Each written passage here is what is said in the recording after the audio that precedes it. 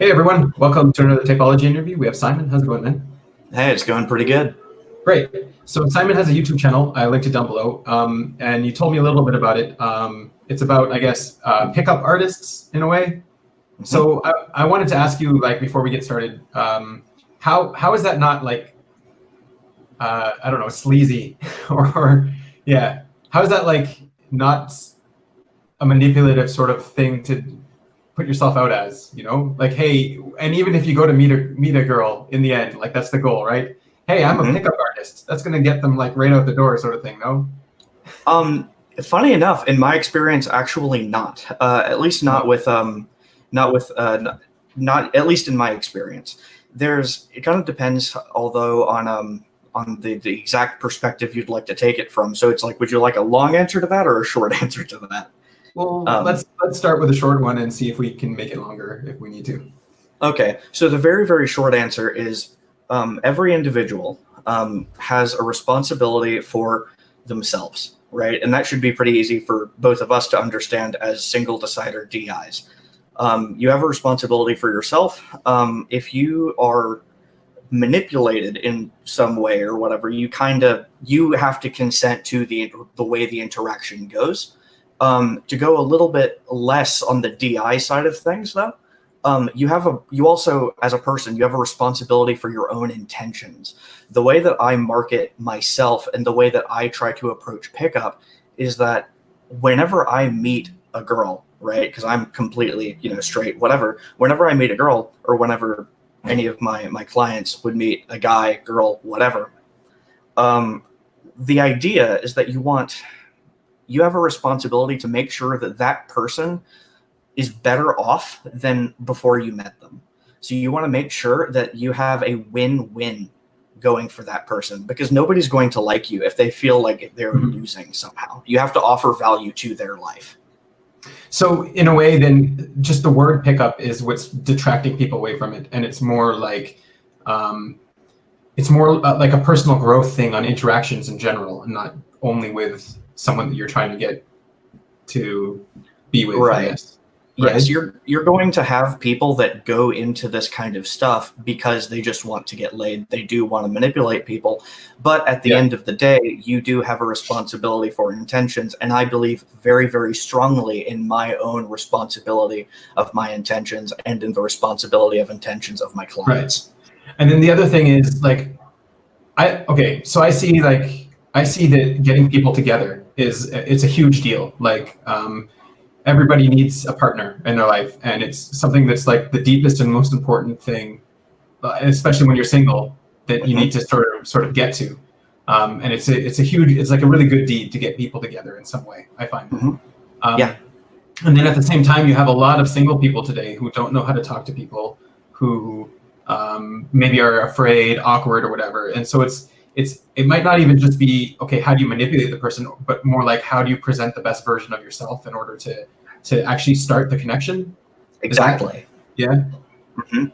A lot of it really comes down to just kind of that, because a lot of people, I'm not a conventionally attractive person by any means, right? You have someone like me who grew up with Asperger's syndrome and a very difficult time actually communicating with the tribe.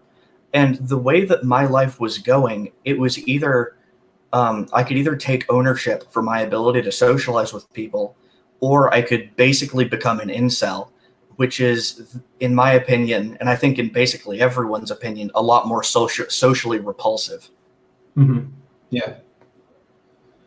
Cool. Well, anyway, good luck with that. I hope you can bring some personal growth to the field, at least. I think the main issue is just calling it pickup. I think that's the thing that makes it sound sleazy.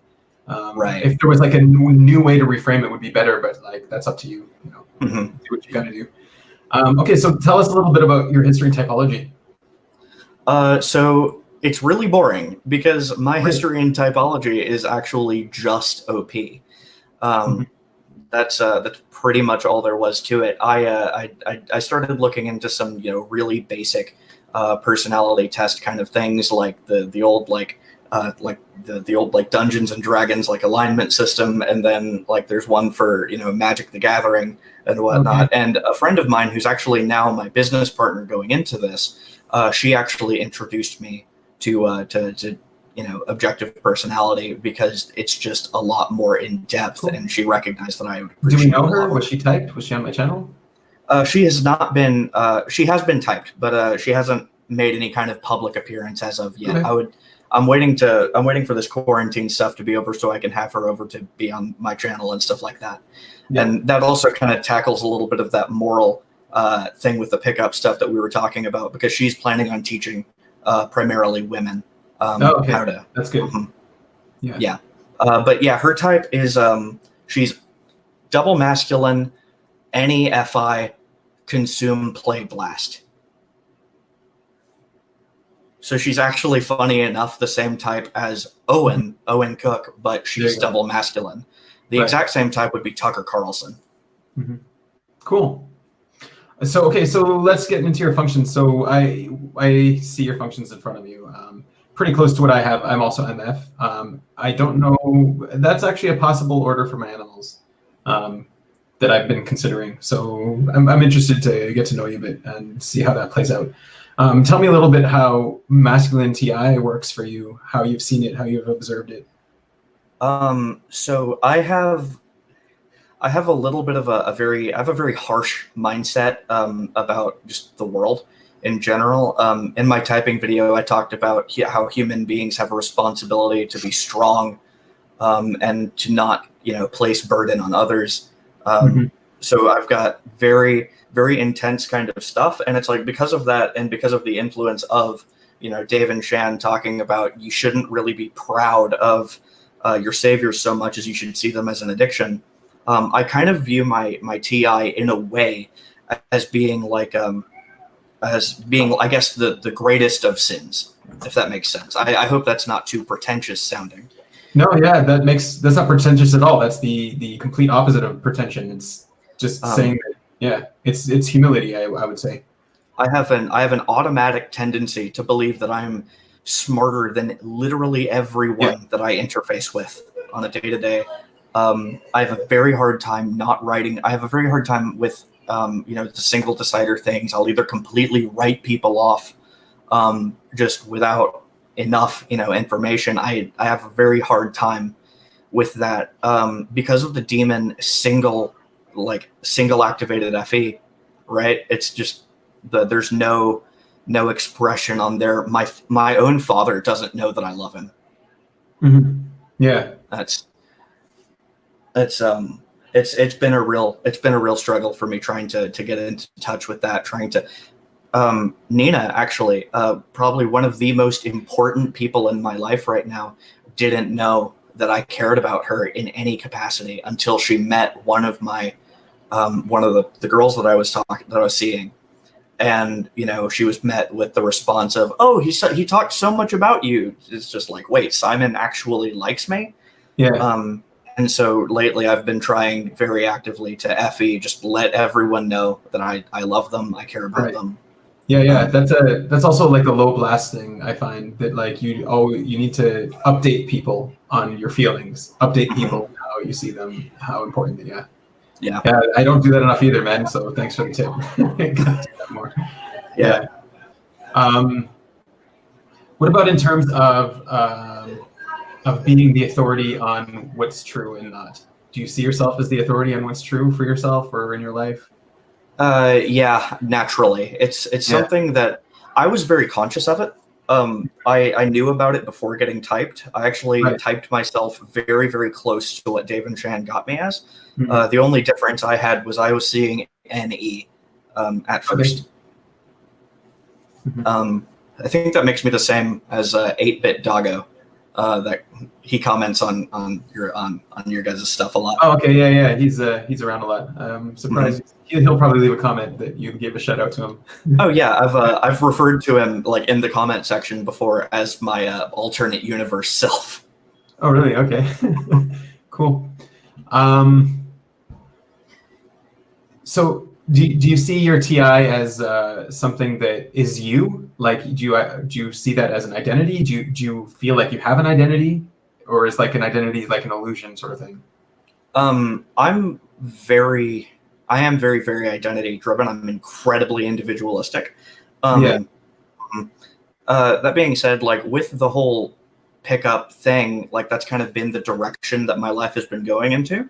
And I've been using that in the same way that Dave and Shan talk about the military. And I've been kind of giving my identity over to that, and being productive in the way that I want to leave my mark on the world. And like that, I feel like that's helped a lot. But yes, it is very much identity.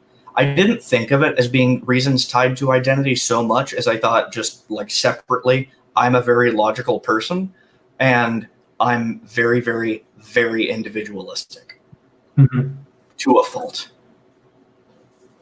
So this is something that I've found with TI users in some capacity, is that they have some kind of identity crisis in their life. Wherever TI is, if it's higher up in the stack, then the identity crisis comes maybe a little bit sooner, is what I've been noticing. So did you have something like that, some kind of crisis, like who am I? I don't know who I am. Okay, so that one depends on how heavy you're willing to get in terms of like content. I can give you like a very brief rundown, or I can, go kind of in depth. It's pretty much up to you what you're okay with. Again, let's start with a brief and then see if we need a more in-depth thing. Okay. Basically, my first girlfriend when I was 14 years old in beginning of high school, very, very, very abusive. And when basically what the very brief of it is, I kind of became a little bit masochistic as a way to cope with that. And whenever I eventually, inevitably, and thankfully got, broken up with, it left this like hole in me. And it's like for the following 2 years of trying to recover from that, I sort of became very much like an INFJ. Like I was wearing like eyeliner and stuff like that. I had very long hair. It's no offense to all the INFJs out there. Yeah, I'm running with the stereotype, and I don't have anything against people who do that. I think self-expression, especially in forms that'll get you made fun of, is a very, brave kind of thing. So yeah, but it's that's kind of what happened. I fell into my feminine demon functions because I felt like I couldn't trust my identity anymore, because like my masculine identity, when you mess up in building a house, right? If you mess up when you're building a house and you lay a brick the wrong way, you pretty much have to tear the whole thing down and start over, because brick is too solid to change. Yeah. Right. And so that's kind of what happened with me, was like, because my masculine TI was built the wrong way at first, and I realized that it was built the wrong way because of the abuse that I'd faced. I had to completely fall into my demons for a while that TI built back up. Yeah, I have a similar understanding of identity in terms of building it up like a house, or like some kind of structure. Same thing with foundations being more important, like foundational axioms, I guess. Mm-hmm. Yeah. So like, okay, so then how would you describe yourself? Like, who are you? Like, what is your identity? My identity is I'm an aspiring pickup artist. I'm planning on leaving, the rat race, start my own business. I am a very intellectual person to a fault. I have the hardest time, expressing my emotions. I'm the sloppiest person I know. Yeah. It's like I said, I try to maintain that, like, I have nowadays something I've been wrestling with as part of my identity is that I do not want to blame anyone else for anything ever again. That's something I wanted to get back to, because you mentioned that early on. You didn't call it blame, but you said TI is something similar to blame, which I just identified as the same thing. But like, what do you think happens when people blame each other? Like, what is blame about? When you're blaming another person, and this is more growth mindset, I think, than it is TI, because Jocko talks about this, Jocko Willink. Okay. when you blame another person for anything, right? Then what ends up happening is you cannot take full ownership because you're foisting that ownership onto the other person. And so if you can't take ownership, then you can't grow from the experience. Yeah. Yeah, it's a victim mentality as well. Mm-hmm. Yeah. I am very sensitive to that as well. Like when someone is blaming me for something, like I really feel it strongly. Like and it makes me want to react to it. Do you get that same sort of thing? A little bit. It kind of depends on what you mean, because it's like, because it is the TI first, and it's also consume first. So I'm gonna sit back and I'll listen to whatever it is your complaint is, and then I'll try to evaluate whether or not it's worth considering. To me, the opinions of people who are aggressively fixed mindset are less valuable to me. Mm-hmm. However, I am trying to give a little bit more way, because I realize that in order for the people that I appreciate to know that I appreciate them, I have to be willing to move, and I have to be willing to make changes where it's necessary so I can better work with them. Yeah. Well, because like, okay, so someone's blaming you for something. They could be right. Yeah, it's possible. But like, if you know they're wrong and they're still blaming you, sort of thing, does that, like, what do you do? Like, how do you get them to take responsibility for what's obviously their responsibility? Because if it's not like, or is that just even bad growth mindset to say, okay, it's their responsibility, it's not mine. I'm not going to take responsibility for what they're blaming me for. So I have this guy in my life, right? I'm not gonna, name names. That's, but he was my best friend for 7 years, and he is some sort of double masculine. I think he's double masculine TESI, and then blast sleep play. So, but he's very, very fixed mindset, and he will blame everyone else before he blames himself for anything. Even though he'll say the words that he's taking responsibility, he doesn't ever actually mean it. Yeah.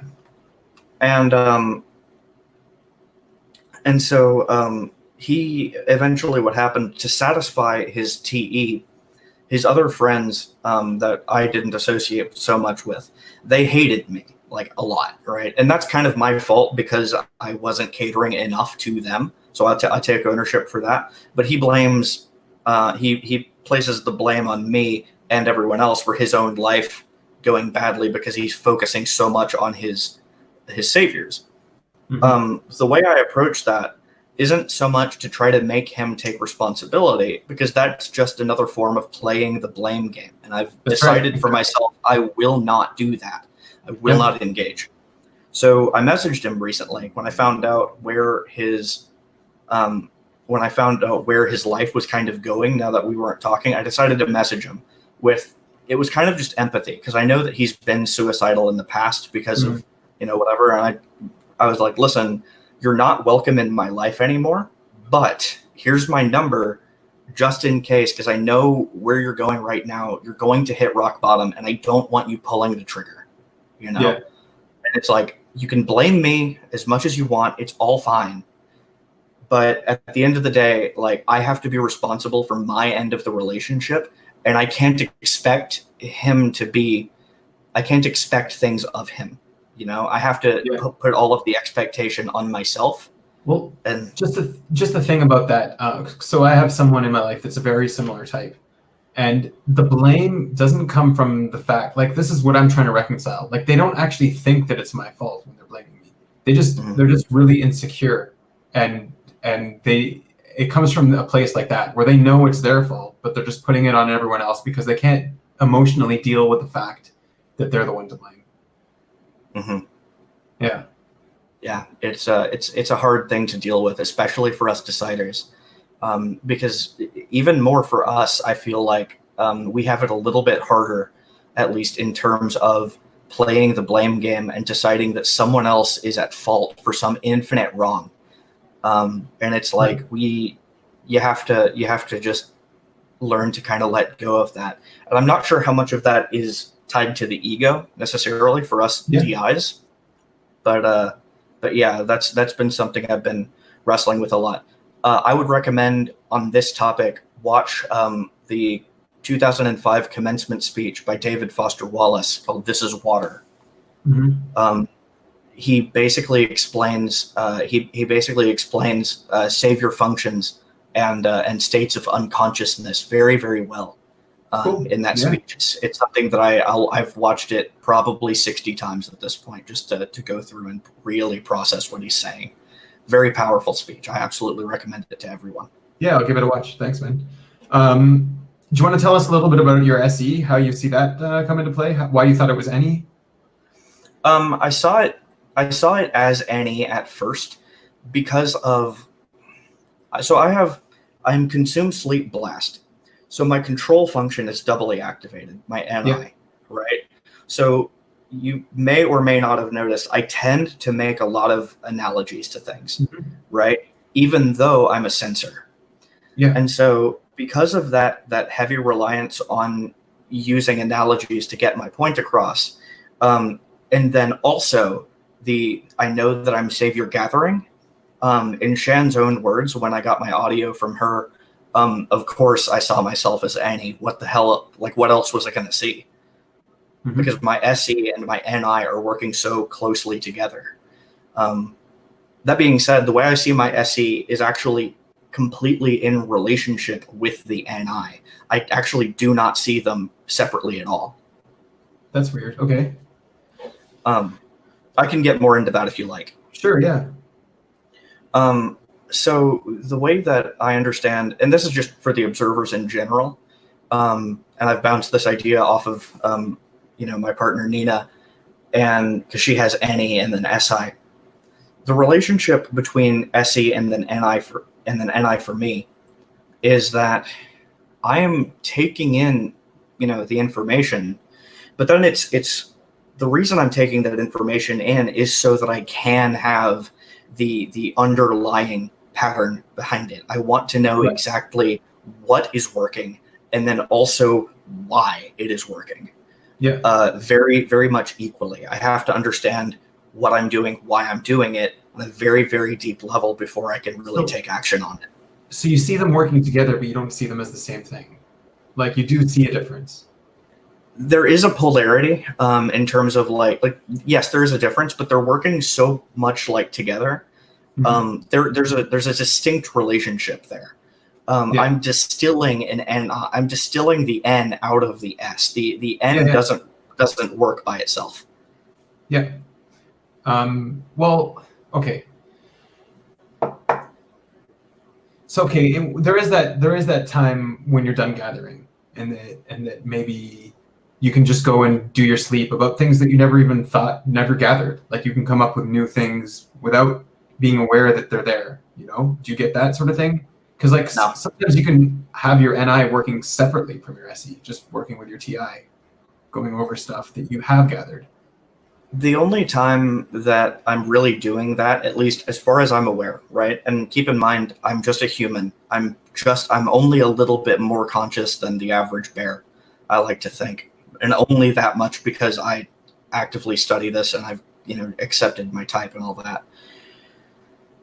The way I'm personally seeing it is that I'm not using the NI. The NI is only there to give me direction, right? The only thing that it does individually, that is give me direction. Does that make sense? So like the TI, I've been like in a decider kind of way on board with the pickup artist thing for years, but it was the NI that really got my ass moving. What about in terms of your worldview? Like, you obviously have a strong worldview. What's that about? Where's that from? How do you go over that? The worldview does come from that is the relationship between the TI and the NI. Yeah. But the NI, my worldview comes from morality is driven from strength, right? So, and I define strength in very, very specific terms, right? So if you're strong enough to carry your own burdens, right, and not overburden people, then you're pretty much neutral.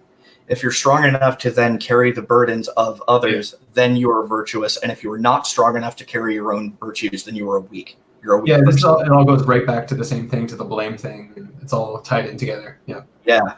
And it's all one thing. But this is something that I've developed over years and years and years of just over consuming different ideas of morality and experiencing the world for myself. I wouldn't have that particular thing if it weren't for the SE that I've gathered. Right. But then now that you've got, like, okay, so let's say you were allowed to go out and gather for, I don't know, 10 years, and then you could come back and you have to sit in a room for 1 year, right? Mm-hmm. That's kind of how I see the consume and the sleep. Like, you go out, you consume, and then you go to your sleep, and then, like, you'll go over things and you'll find things and solve things based on stuff that you have gathered, but then also based on stuff that you haven't gathered. Do you see that happen? The only time that really happens is when I've already gathered so much that I can make a safe guess. And then I'm also always, because I have masculine SE, the way that I've come to understand masculine versus feminine sensory is which between the N and the S, which one is fact checking, right? So I have masculine sensory, therefore my sensory is never the one that's in the wrong, right? So if I gather sensory that is that conflicts with my worldview, then I'll adjust my worldview, because my worldview, my NI, is malleable. And then likewise, at first, because the way I understood it initially, I thought that feminine S was completely worthless. But then I realized that, like, only recently, after being into OP for however long, only recently did I come to understand that the value in masculine NI, or masculine N in general, is that if your intuition is on the correct pattern, then you can take in sensory and fact check it against that and know, hey, wait a second, maybe this isn't actually true. That makes sense? No. It doesn't. No. Gotcha. I'm trying to think of a way to explain it. So it's like, so say like, that someone with masculine NI wouldn't care about sensory that was contradicting. They would only care about the sensory that agrees with them. That's kind of the idea. If the sensory is contradictory to the NI, then it's the sensory that must be wrong, is kind of what I'm getting at. Therefore, like, the sensory, in a weird way, if the NI, or I'll just use NI for sake of example, if the NI is correct about the pattern that it's seeing, then what's going to happen is you'll take in the sensory, right? But then that NI is going to plow past it. And it's actually, in that sense, it has more potential for objectivity. Yeah. Well, as a general rule, I like to think that nothing is absolutely correct. Not the NI, not the SE. Something's always wrong somewhere. Sure. But I'm just saying people's natural preferences. Yeah. But, like, I mean, I can see how a tunnel vision is not good for anything because eventually something will go wrong, and that's where the tidal wave will come. Right. I am saying this in relationship, like, to my own type. So, like, hypothetically, if I were double feminine, then, like, that would be kind of the argument in favor of masculine intuition doesn't suck, Yeah. No, because for me, sometimes I stay on track with some NI, something long past its due. After I've failed, like, it's been failing for a while, and there's no way it's going to ever succeed, and I'm still tunnel visioning through it, and I'm thinking, if I was masculine NI, I would just be stuck for much longer. Yeah. That can happen sometimes. I've done similar things, especially back in high school. Yeah.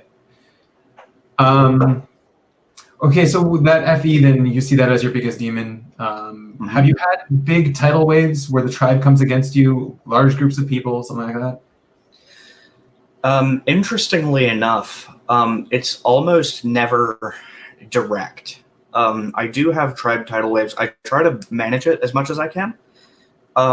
But because in person I can be very intense and I can be very dry, even though, like, I'm joking with people a lot of the time, my humor can be very mean. And so my close friends will find themselves having to defend me to their other friends when I'm not there. Does that make sense? So And that creates a burden. So you do have a burden on your friends to sort of do that FE work for you, and then you don't get the tidal wave?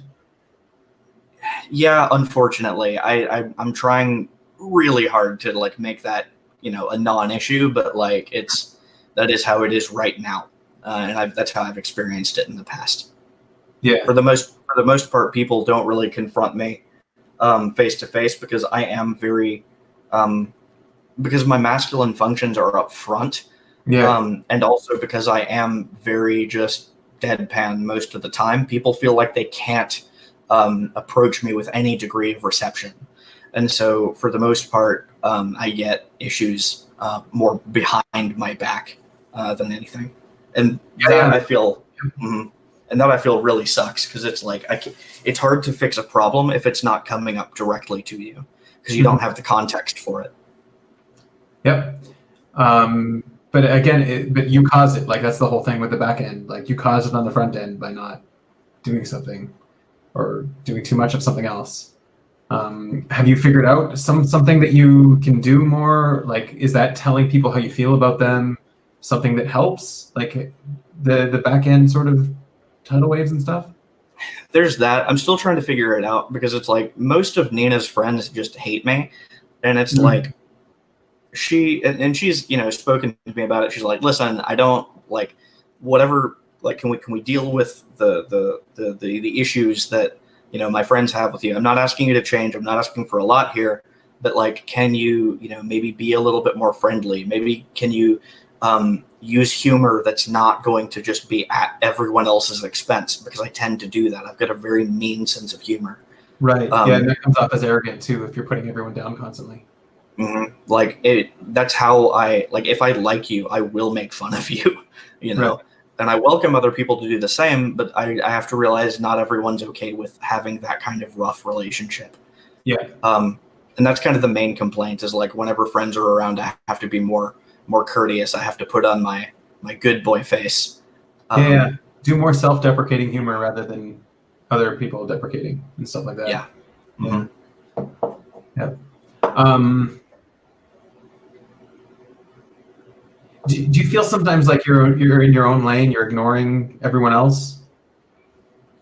I don't feel like it a lot of the time, but I know that I do it, if that makes sense. I've gotten a lot of feedback from the tribe that I do, in fact, do that a lot, That is kind of that is a problem. I'm trying to be more responsible for that. It's a process, but yeah, for sure. Yeah, it's not easy. FE is a hard demon. What about in terms of like processing emotions?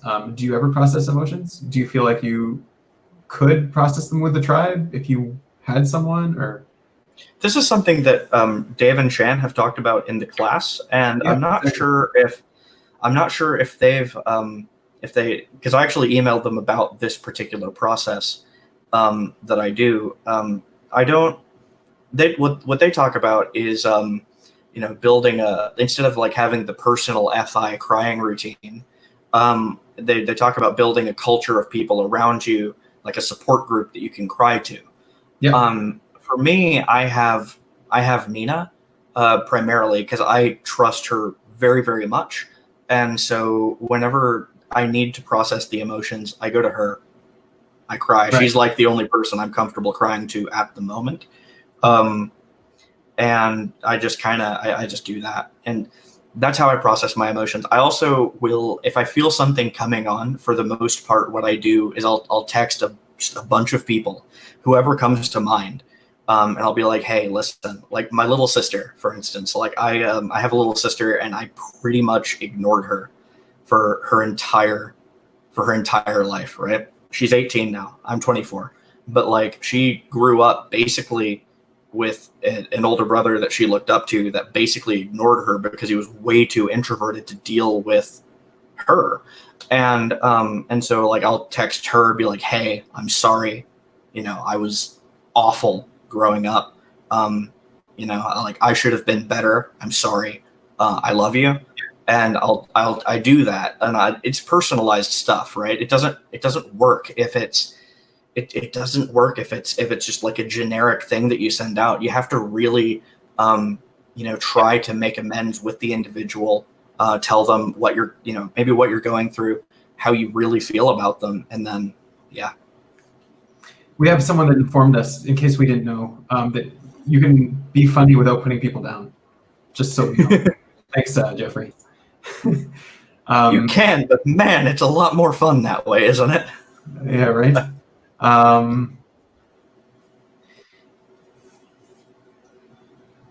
So what about in terms of figuring out what is valuable, what's important in life, what that sort of thing in the FE?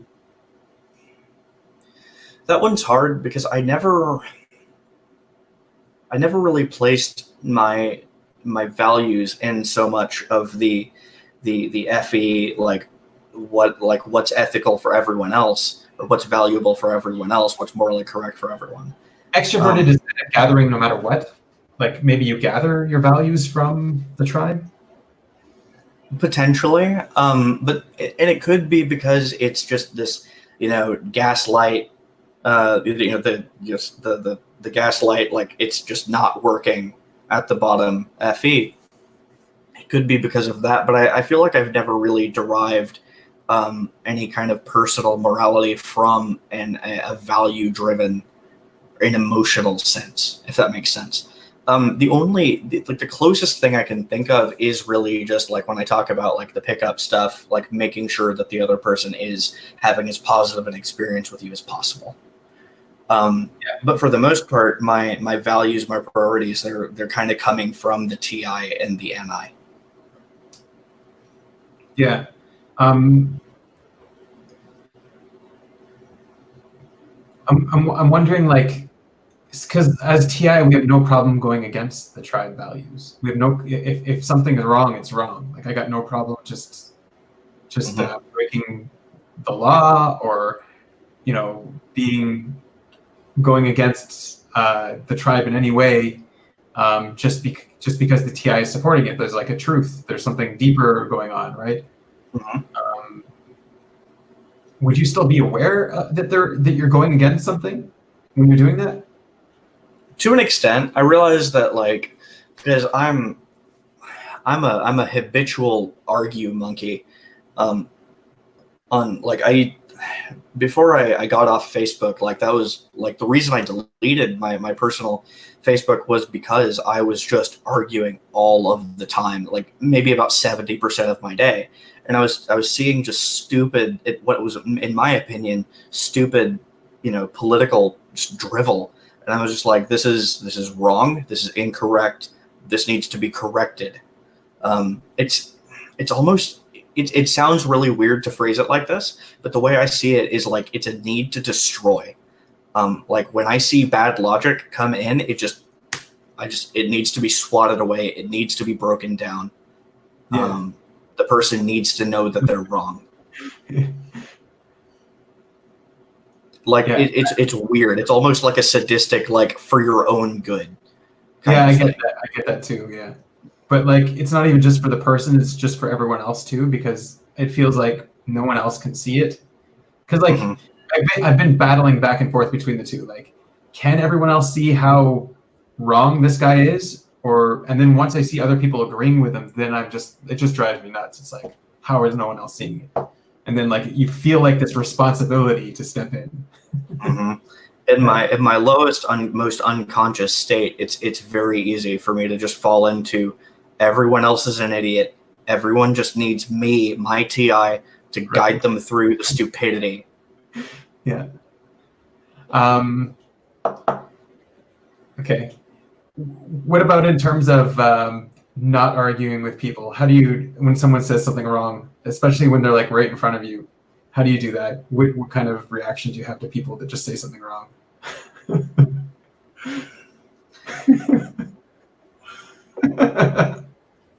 It depends on how wrong what they're saying is. Right. Right. And it also depends on who they are. if it's a friend of mine, someone that I'm very close to, like Nina or whatever, I'm more willing to let myself argue a little bit, because I know that they care about me anyway, kind of as I am, and so they understand that me arguing is going to kind of come with the territory. But I'm trying to be nicer about it.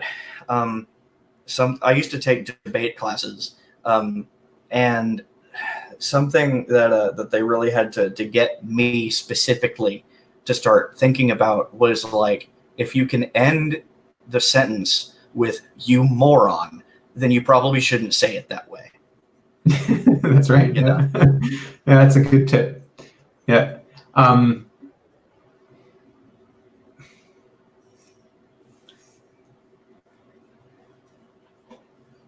So I'm wondering, what about in terms of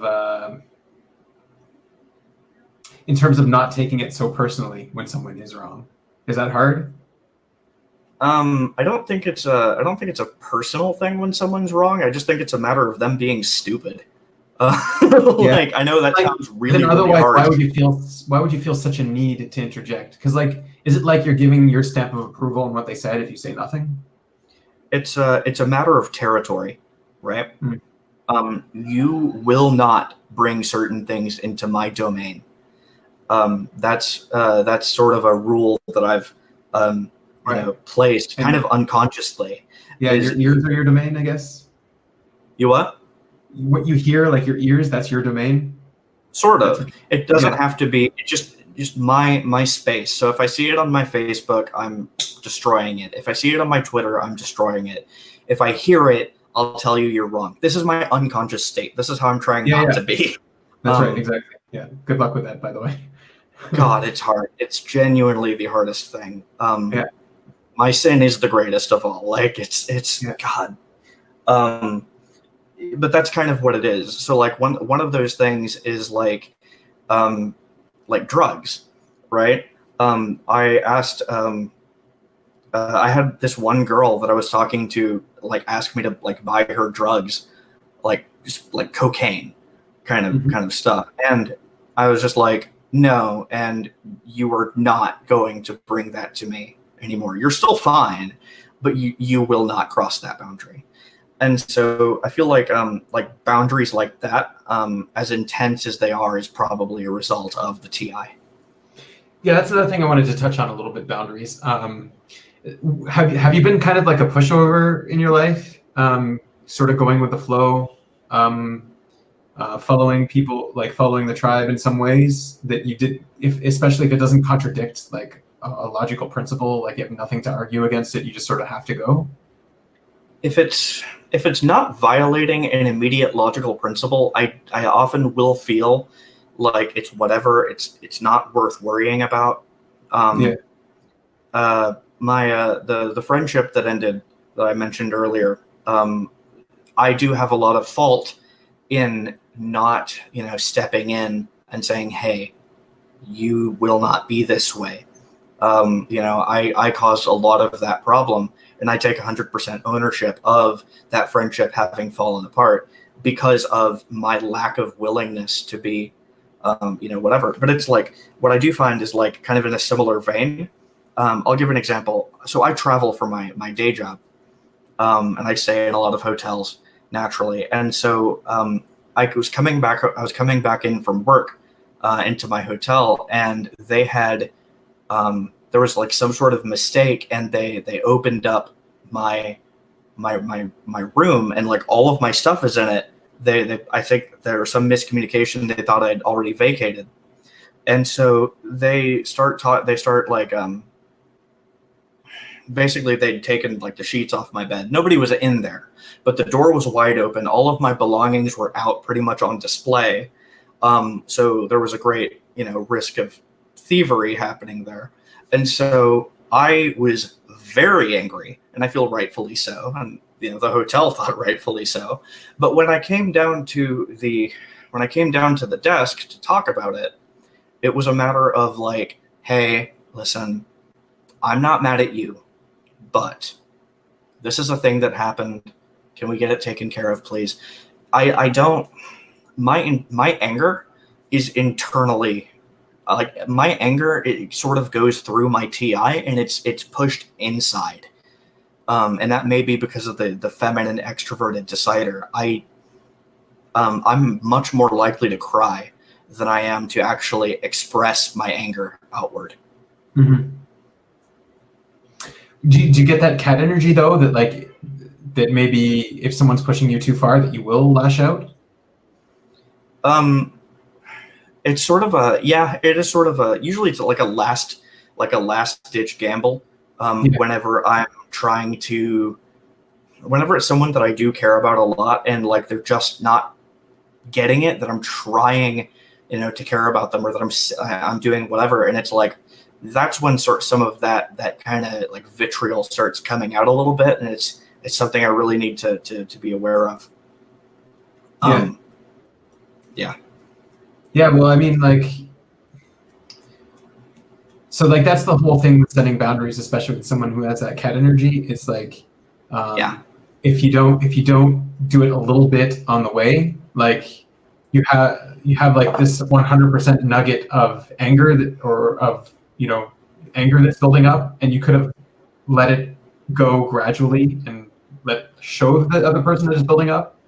But like, for me at least, and I'm wondering if it's the same for you, is that like I don't show it. I don't show that it's building up until like it's too late, and then it seems to come out of nowhere. And it's not their fault because I'm not blasting them. I'm not letting them know that they've been crossing that boundary. You know what I mean? Do you get that thing as well? Yeah, very rarely, fortunately, but yes, that is kind of how it manifests. I have a very, very long fuse. It takes a very, very long time for me to really lose my temper with people. Yeah. And unfortunately, because of that, even though I do have very harsh, very strict boundaries, a lot of the time, if there's like any kind of like skirting along those boundaries, I won't really do anything. And unfortunately, personal boundaries are a lot like rights. If you don't exercise them, you don't have them. Yeah, that's right. That's a good way to say things. Do you have anything that you want to promote other than your YouTube channel that's in the bottom there, where you're sort of talking about pickup, or do you have anything else on your type that maybe people want to say? That you want to say, let people know about? Okay, so I have a couple things. So I will say, regarding like my channel, what I'm doing, I'm not going to be the type to like, oh, go subscribe to me. It's like, I don't want you subscribing to my stuff unless you're genuinely interested in that. That being said, because I am just starting out, and I know that a lot of people are, a lot of people are kind of trying to look into some sort of like dating stuff nowadays because of this whole COVID thing. Like Tinder has gone up in terms of usage quite a bit because everyone's been stuck inside. Even just look for friends. I've seen that was one of the main things today too. Like you just can't meet anyone, can't talk to you. Yeah. So it's like if anyone is struggling out there in your dating life, you can take action. You can take action about that. I will personally run through and I will coach literally anyone who comes my way for free. For now, for the time being, just so I can get my feet wet, get some experience actually coaching. As far as people with my type or similar type where they have the FE fourth, God, the biggest thing is just make sure you tell people that are important to you that you love them, because they like if you really do have FE fourth, like I do, they probably don't know, and you're going to die someday, Yeah. And it's like you want to make sure that as many people. I feel like something I've been kind of wrestling with. I hate to drag this out too long here. Something I've been kind of wrestling with lately is this idea that your life, the value of your life, is measured by the amount of people who actually go to your funeral, right? And also the quality of those people. But it's measured by the people who go to your funeral when you're gone. Make sure that those people, when you're gone, that they know that you cared about them, because oh my God. You may not realize it, but you're horrible at expressing it if you're TI first. You're absolutely horrible. I'm horrible at it. It's probably one of the biggest revelations of my life. Mm-hmm. Well, yeah, I hope you keep having good revelations like that. That's pretty cool, and that's really cool that you're doing the coaching thing for free too, 'cause also to teach yourself how to be a coach and stuff. So, yeah, that sounds pretty good. Maybe I'll come by and hit you up, even though I don't need it, but it'll Yeah, be either. yeah. Yeah, so just comment on either comment on like anything on my YouTube channel. I'll read everything. I'll respond to everything. I think I have my email linked to that.